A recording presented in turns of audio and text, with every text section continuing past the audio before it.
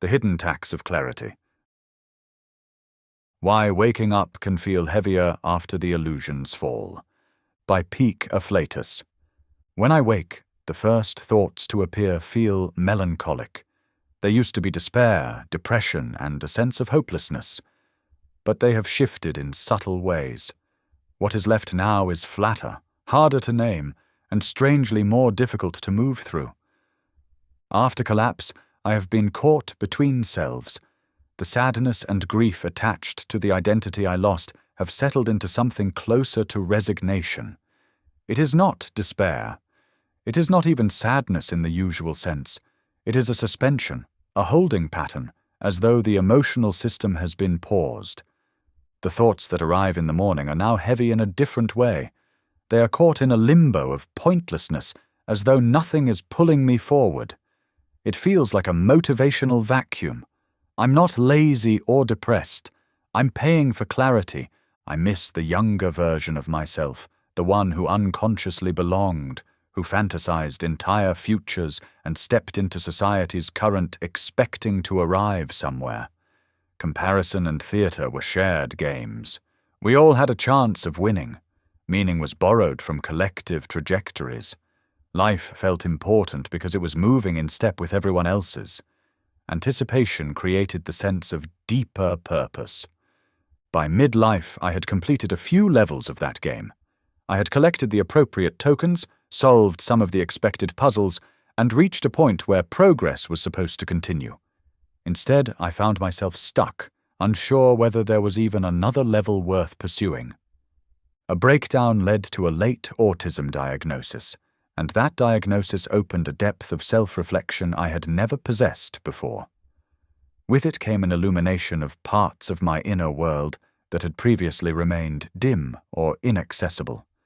I could no longer pretend. I no longer wanted to play.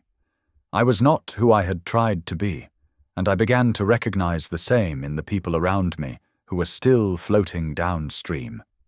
What I had taken to be personal failure began to look more like systemic imitation. The cost of this newfound clarity shifted depression into flatness. There is a hidden tax for knowing too much. The magnetic pull of the game dissolves, mornings become existential, and I find myself reaching for old memories of joy and potential that no longer function in the way they once did. I am no longer floating inside society. After the rapids, I am standing in the shallows with no way back and only myself to propel me forward. Realizing that you have become someone you do not recognize, while supposedly being responsible for the outcome, is deeply troubling. As I untangled the debris I collected along the way, I am no longer sure what the intended outcome underneath was ever meant to be. I want to find my way.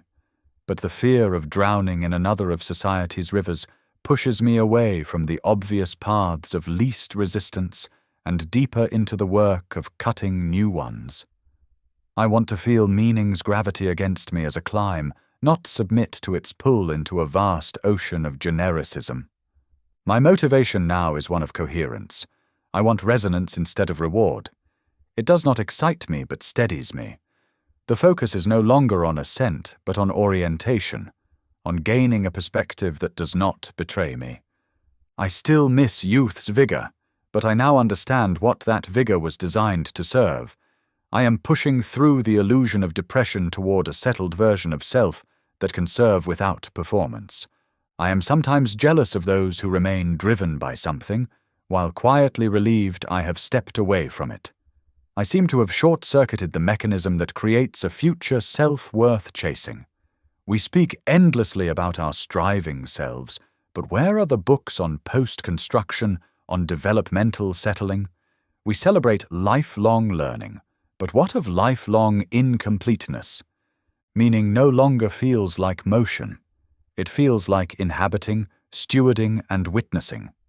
When adolescence and adulthood are ticked off, what remains is a phase no one names. You are left alone with what you are, with only your feet to guide you. You have been listening to Peak Afflatus.